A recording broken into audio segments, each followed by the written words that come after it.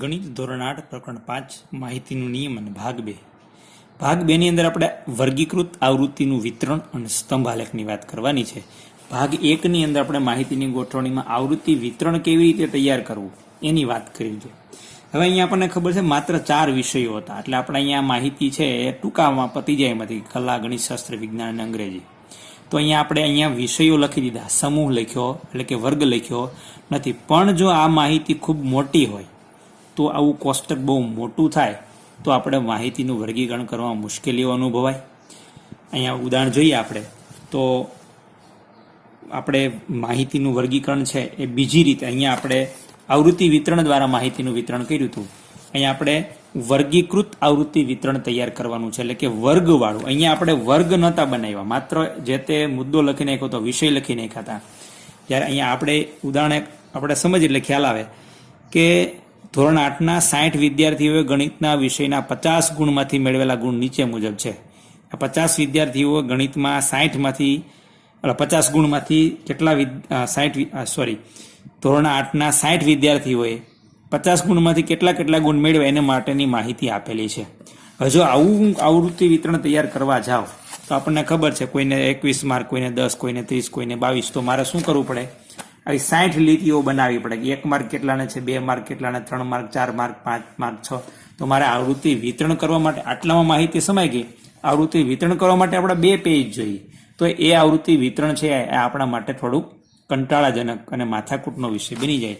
એવું ન બને ત્યારે આપણે જ્યારે આવૃત્તિનું વિતરણ કરવાનું હોય ત્યારે આવી માહિતીઓને વર્ગમાં વિભાજિત કરી દેવું પડે. આપણને ખબર છે કે વધુમાં વધુ 50 ગુણ છે, બરાબર. આમાં તમે જોઈ શકો તો ઓછામાં ઓછા કોઈને 10 ગુણ છે, એનાથી ઓછા ગુણ 7 ગુણ છે, એનાથી ઓછા ગુણ લગભગ કોઈ છે નહીં. તો આપણે આ માહિતી 7 અને વધુમાં વધુ ગુણ કેટલા છે તો કે 39 છે, કોઈને 44 છે, કોઈને 49 છે. એટલે અહીંયા 49, કોઈને 50 સુધી પણ માર્ક છે.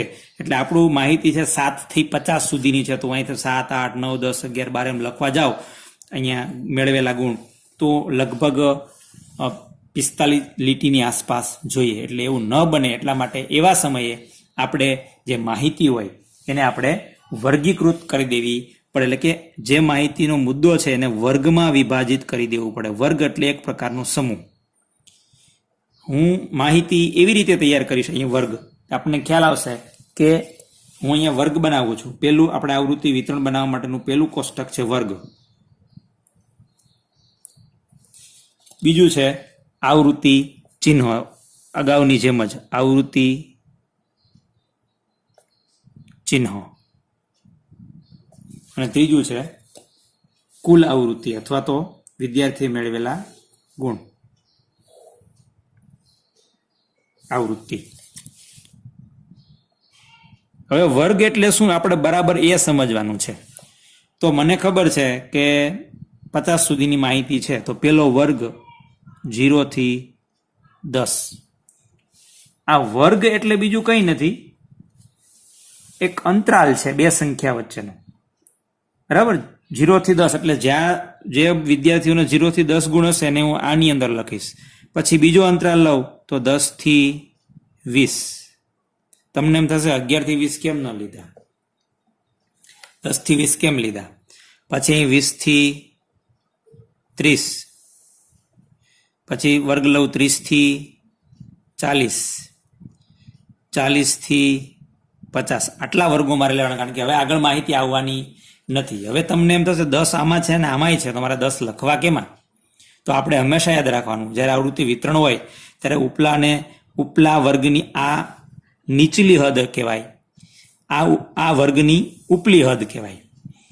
આ વર્ગની અંદર 10 છે એ નીચલી હદ છે, 20 છે એ ઉપલી હદ છે. નીચલી હદ અને ઉપલી હદને આપણે અહીંયા આંકડાશાસ્ત્રની ભાષામાં આપણે આને અધઃ સીમા, અધઃ એટલે નીચેની, સીમા એટલે હદ, આને ઉર્ધ્વ સીમા એટલે કે ઉપરની હદ, બરાબર. આને અધઃ સીમા, આ ઉર્ધ્વ સીમા, આ અધઃ સીમા, આ ઉર્ધ્વ સીમા.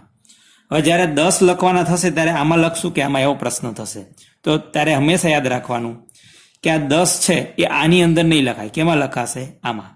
તો એવી રીતે 20 છે કેમાં લખશું? તો 20 છે આમાં નહીં લખે, કેમાં લખશું?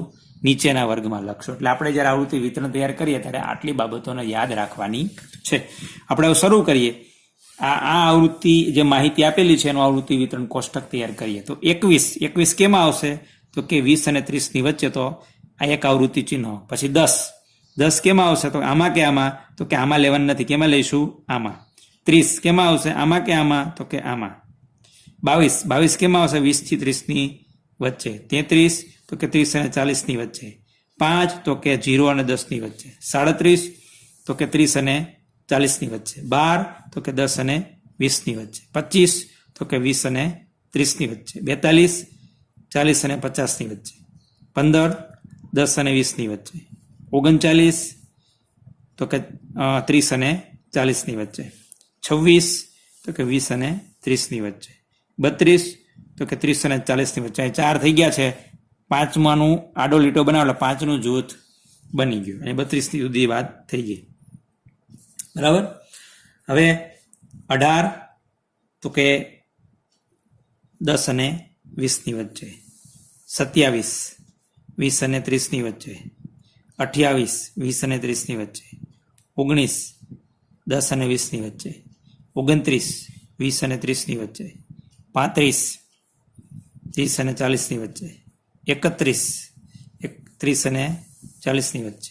24 અહીંયા. 36 અહીંયા. 18 અહીંયા. 20 અહીંયા. 38 અહીંયા. 22 અહીંયા. 44 અહીંયા. 16 અહીંયા. 24 અહીંયા. 10 અહીંયા.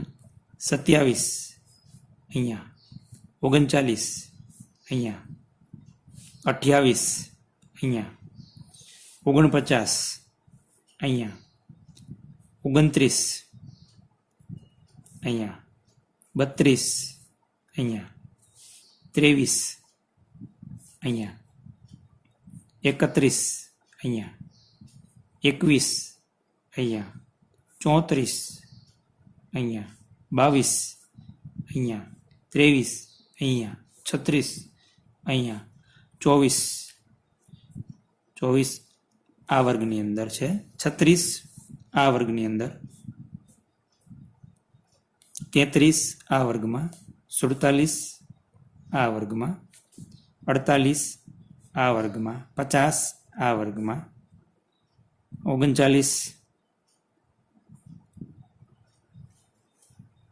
જો અહીંયા આપણે 50 આવ્યા એટલે 50 આપણે સ્વાભાવિક છે આમાં લેવાતા નથી. 50 કેમાં લેવાય છે? એના પછીના વર્ગની અંદર. 50 થી 60 નો વર્ગ. એટલે આ આપણે અહીંયા નહીં આવે, અહીંયા આવશે. બરાબર. 50 કારણ કે 50 છે આમાં નથી લેતા, આમાં લઈએ છીએ. પછી 39 કેમાં આવશે? 39 આમાં. 20 કેમાં આવશે? આમાં. 7 કેમાં આવશે? અહીંયા. 16 અહીંયા. 36 અહીંયા. 45 અહીંયા. 47 અહીંયા. 30 આમાં. 22 અહીંયા અને 17 અહીંયા. તો આપણું આવૃત્તિ વિતરણ તૈયાર થઈ ગયું છે. હવે ગણતરી કરવાની છે. આની અંદર કુલ કેટલા આવૃત્તિ ચિહ્ન થયા? તો કે બે આવૃત્તિ. અહીંયા તો કે આની અંદર 10 આવૃત્તિ ચિહ્નો આવ્યા છે. આની અંદર તો કે 5 10 15 20 ને 1 21. આની અંદર 5 10 15 ને 4 19. આમાં તો કે 5 ને 2 7 અને આની અંદર 1. અહીંયા આનો સરવાળો કુલ કરશું એટલે આપણે જેટલા વિદ્યાર્થીઓ હતા એનો સરવાળો આવી જાય. 10 ને 2 12. 12 ને 21 33. 33 ને 19. 33 ને 19 52. 52 ને 7 59 ને 1 60. તો અહીં તમે જોઈ શકો છો કે 60 વિદ્યાર્થીઓનો આપણે અહીં માહિતી મળી ગઈ છે. તો આવી રીતે આવૃત્તિ વિતરણ તૈયાર કર્યું. અહીંયા આપણે વર્ગનો ઉપયોગ કર્યો માટે આને વર્ગીકૃત આવૃત્તિ વિતરણ કહેવામાં આવે છે. એટલે આપણે વ્યાખ્યા લખીએ. વર્ગીકૃત આવૃત્તિ વિતરણ કેને કહેવાય? તો કે કાચી માહિતીને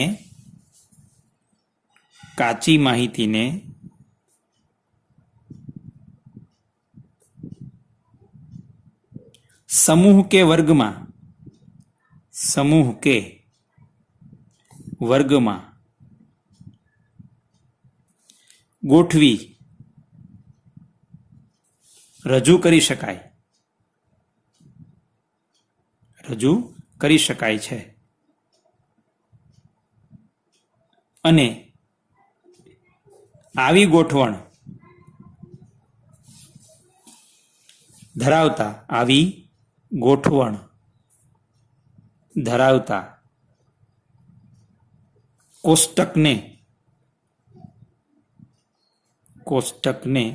વર્ગીકૃત આવૃત્તિ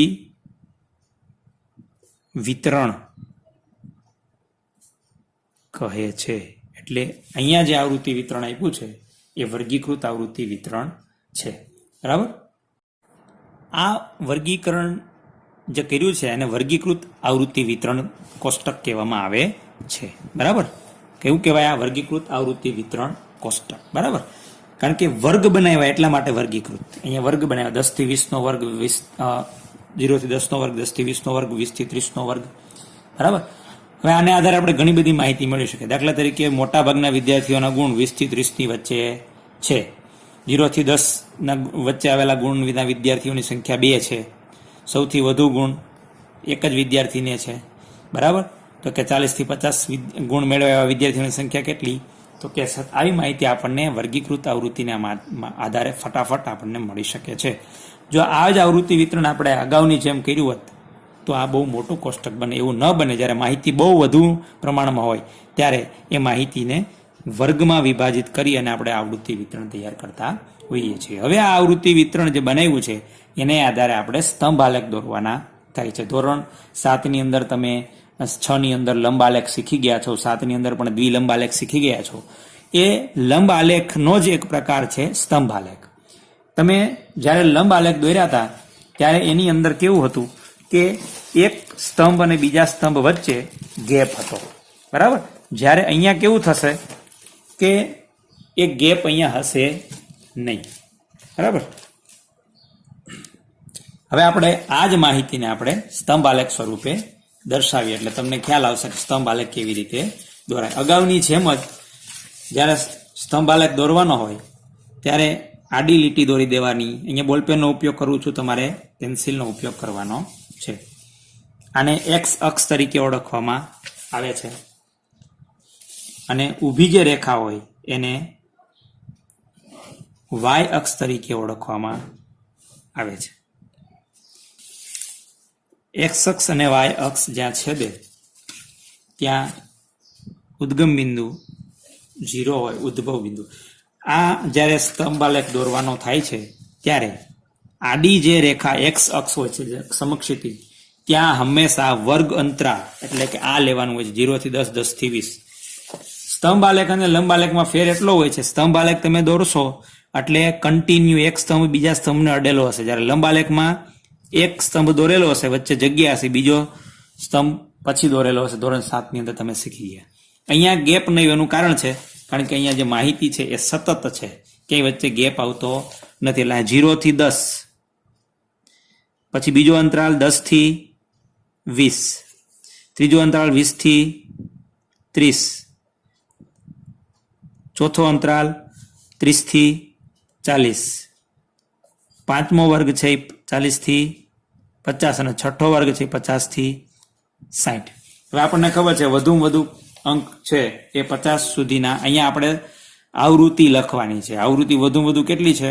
21 છે. તો આપણે આવૃત્તિ આ આપી દઈએ કે આવૃત્તિ એટલે કે પ્રમાણમાં વાયક્ષ ઉપર એવું પસંદ કરવાનું કે જેનાથી આપણને જ્યારે ગ્રાફ દોરીએ ત્યારે ગ્રાફ નાનો પણ ન બને અને મોટો પણ ન બને. એટલે આપણે 1 એકમ બરાબર 2 વિદ્યાર્થી લઈએ. 2, 4, 6, 8, 10, 12, 14, 16, 18, 20 અને 22. કારણ કે વધુ 21 એટલે આપણે 22 અટકી જઈએ. અહીંયા આપણે લખ્યું છે વર્ગ અથવા તો વિદ્યાર્થીઓના ગુણ. વિદ્યાર્થીઓના ગુણ. અહીંયા લીધું છે આપણે વિદ્યાર્થીઓની સંખ્યા, તો લખી દઈએ વિદ્યાર્થીઓની સંખ્યા. આપણને ખબર છે આડી જે છે એ એક્સ અક્ષ છે ને ઊભી ધરી છે વાય અક્ષ. જ્યારે સ્તંભ આલેખ દોરવાનો ત્યારે હંમેશા જે વર્ગ હોય છે એક્સ અક્ષ ઉપર અને આવૃત્તિ છે એ વાય અક્ષ ઉપર. આ આવૃત્તિ છે કારણ કે અહીંયા આવૃત્તિ છે, આના આધારે આપણે કોષ્ટક તૈયાર કરવાનું છે. આ વર્ગ છે તો 0 થી 10 નો વર્ગ, તો જવાબ કેટલો છે 2. તો આપણે 0 થી 10 ના વર્ગમાં સ્તંભની ઊંચાઈ કેટલી લઈ જશું 2, એટલે આ પહેલો સ્તંભ આપણો તૈયાર થઈ ગયો. પછી બીજો વર્ગ છે 10 થી 20, તો એમાં આવૃત્તિ કેટલી છે 10, તો 10 થી 20 માં આવૃત્તિ 10 છે, એટલે અહીંયા આ વર્ગની અંદર આવૃત્તિ 10 છે, એટલે 10 સુધી ઊંચાઈ પર જવાનું. આ આપણો બીજો સ્તંભ તૈયાર થઈ ગયો. એટલે આપણે અહીંયા બહુ અગત્યની વાત છે, પેલો સ્તંભ સાથે બીજો સ્તંભ અટકેલો છે, ક્યાંય વચ્ચે જગ્યા છે નહીં. ત્રીજો વર્ગ છે 20 થી 30, તો એમાં કેટલો છે આવૃત્તિ 21, તો 20 થી 30 માં 21 એટલે આ 20 અને 22 થી વચ્ચે બરાબર અધ વચ્ચે અહીંયા આ 21 થાય. આપણે એને સ્તંભ સ્વરૂપે દર્શાવી દઈએ. આ ત્રીજો સ્તંભ. હવે ચોથો વર્ગ છે 30 થી 40, તો 30 થી 40 ની અંદર કેટલા છે 30 થી 40 માં 19, તો અહીંયા 30 થી 40 માં આપણે જોઈએ આ 30 થી 40, 19 ક્યાં આવે તો કે 18 અને 20 ની વચ્ચે અહીંયા 19. તો અહીંયા આપણે સ્તંભ દોરી દઈએ. 40 થી 50 વર્ગ છે 40 થી 50, તો એમાં કેટલા છે 7, તો 40 થી 50 માં 7 એટલે આ 6 અને 7 ની બરાબર વચ્ચે, સોરી 6 અને 8 ની વચ્ચે 7 આવે બરાબર. એટલે આ આપણો ત્યાર પછીના વર્ગનો સ્તંભ આલેખ થઈ ગયો. 50 થી 60 નો વર્ગ છે એમાં કેટલા છે 1, તો 1 ક્યાં આવશે 0 અને 2 ની વચ્ચે, એટલે અહીંયા. આ આપણો સ્તંભ આલેખ થઈ ગયો. સ્તંભ આલેખમાં સૌથી અગત્યનું પાસું એ હોય છે કે સ્તંભ આલેખના દરેક સ્તંભ એકબીજાને અટકેલા હોય છે. શા માટે અટકેલા હોય છે? કારણ કે આવૃત્તિ એટલે કે અહીંયા જે નીચે એક્સ અક્ષ ઉપર છે એ વર્ગ હોય છે.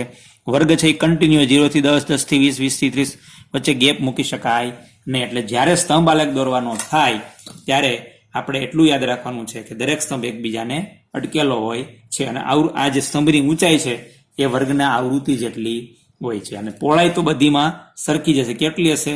વર્ગ લંબાઈ જેટલી. હવે વર્ગ લંબાઈ કેને કહેવાય? તો કે 0 થી 10, એમાં 10 થી 0 ને બાદ કરો, 10 માંથી 0 ને બાદ કરો તો કેટલા આવે 10, તો આ વર્ગની વર્ગ લંબાઈ 10 કહેવાય. 20 માંથી 10 બાદ કરો, 20 માંથી 10 જાય તો 10, તો આ વર્ગની વર્ગ લંબાઈ કહેવાય 10. એટલે આ દરેક વર્ગની વર્ગ લંબાઈ 10 છે બરાબર. વર્ગ લંબાઈ કેને કહેવાય? તો કે અધઃ સીમા અને ઉર્ધ્વ સીમાનો તફાવત ને વર્ગ લંબાઈ કહેવામાં આવે. અહીં વર્ગ લંબાઈ માટેની એક વ્યાખ્યા લખી દઉં. વર્ગ લંબાઈ, વર્ગ લંબાઈ તો કે ઉર્ધ્વ સીમા, ઉર્ધ્વ એટલે ઉપરની સીમા, ઉર્ધ્વ સીમા અને અધઃ સીમા એટલે કે નીચલી હદ સીમા ના તફાવતને વર્ગ લંબાઈ કહે છે. વર્ગ લંબાઈ કહે છે. વર્ગ લંબાઈ આપણે માહિતીને આધારે નક્કી કરવાની હોય છે કે વર્ગ લંબાઈ કેવડી લેવી. તમે આ કેવી રીતે કામ કર્યું બધું અહીંયા જોઈ શકો. પેલા વ્યાખ્યા છે વર્ગીકૃત આવૃત્તિ વિતરણની માહિતીની, ત્યાર પછી આ કેવી રીતે આપણે આ માહિતીનું વર્ગીકરણ કર્યું એ છે, અને એને આધારે કેટલો આપણે કેવી રીતે સ્તંભ આલેખ દોર્યો. અહીંયા આપણે પ્રમાણમાપ લખી શકીએ કે પ્રમાણમાપ વાય અક્ષ પર કેટલું લીધું? 1 સેન્ટીમીટર બરાબર 2 વિદ્યાર્થી. 1 સેમી બરાબર 2 વિદ્યાર્થી લખો કે આવૃત્તિ લખો. આવી રીતે આપણે અહીંયા કામ કરવાનું છે. હવે અહીંયા વર્ગ તરીકે 0 અને 10 લીધા. ઘણી વખત વર્ગ છે એ આપણે અનુકૂળતા મુજબ ગોઠવવાના હોય છે. તમે જોઈ શકો છો કે અહીંયા એક પાઠ્યપુસ્તકની અંદર ઉદાહરણ આપ્યું છે દૈનિક આવક અને આવૃત્તિ. તો તમે જોઈ શકો વર્ગ લીધો છે 100 થી 125 એટલે અને 125 થી 150 એટલે આને વર્ગ લંબાઈ કેટલી કહેવાય? તો કે 125 માંથી 100 બાદ કરો એટલે કેટલા જવાબ આવે? 25. 150 માંથી 125 બાદ કરો, જવાબ કેટલો આવે? 25. તો આ દરેક વર્ગની વર્ગ લંબાઈ કેટલી કહેવાય? 25 કહેવાય. બરાબર. અહીંયા શરૂઆત આણે કેમ સીધી 100 થી કરી, 0 થી 25 કેમ ન કરી? કારણ કે 0 થી 25 વચ્ચે કોઈ માહિતી હોય નહીં. 25 થી 50 વચ્ચે કોઈ આંકડો આવતો હોય નહીં, એટલે સીધું વર્ગ શરૂ કર્યો હોય 10 થી. બરાબર. એટલે 100 થી 125. ઘણી વખત આવી રીતે ગ્રાફ આપેલો હોય. અહીંયા આવે ત્રુટક રેખા, પછી સીધું 20 થી 25, 25 થી 30, 30 થી 35. તો તમે જોઈ શકો કે અહીંયા 0 થી સીધા 20 લીધા છે. એનો અર્થ કે અહીંયા 0 થી 20 વચ્ચે કોઈ આવૃત્તિ આવતી નથી. એટલે અહીંયા આટલું કાપી નાખ્યું, સીધું આપણો ગ્રાફ છે વધારાનો કોરો ન જાય અને સીધું આપણું કામ શરૂ થઈ જાય. એટલા માટે અહીંયા આવી જ્યારે નિશાની કરી હોય ત્યારે આપણે શું સમજવાનું? જો અહીંયા લખ્યું છે કે અહીં ઊંચી નીચી રેખા અથવા ખંડિત રેખા આપેલ હોય તો સમજવું કે આપણે આ યામ પર શૂન્યથી શરૂ કરી અને સમાન અંતરાલો સતત લીધા નથી. 0 થી 5, 5 થી 10, 10 થી 15, 15 થી 20 લીધા નથી. એટલે કે આ ઉદાહરણમાં આપણે 0 થી 20 વચ્ચેની સંખ્યા દર્શાવેલી નથી. અહીંથી 0 થી 10, 20 સુધી કાપી નાખ્યું છે. એનો અર્થ એવો છે સીધો 20 થી શરૂ થયું છે. એટલે આવી જ્યારે માહિતી આપી હોય ત્યારે આપણને અહીંયા પણ આપણે જે ઉદાહરણ કર્યું છે એનો ગ્રાફ એમને આપેલો છે. આ વર્ગ અંતરાલ અને આવૃત્તિ, આપણે આવૃત્તિ ચિહ્નોની જરૂર હોતી નથી જ્યારે સ્તંભ આલેખ દોરવાનો હોય ત્યારે. આપણે જ્યારે સ્તંભ આલેખ દોર્યો ત્યારે પહેલો અને છેલ્લા સ્તંભની જ વાત કરી, આની અને આની. આ છે એ એક્સ અક્ષ ઉપર લીધા, આ છે એ આવૃત્તિ છે એ વાય અક્ષ પર લીધી. આવી રીતે આપણે અહીંયા આગળ જ્યારે સ્વાધ્યાય 5 પ્રોટેક્ટના દાખલા ગણવાના થશે ત્યારે કામ કરવાનું થશે. એટલે આ માત્ર પૂર્વ માહિતી હતી જે સમજવાની હતી. આ સમજાઈ જશે પછી આપણે સ્વાધ્યાય 5 પ્રોટેક્ટ ઉપર કામ કરવાનું છે.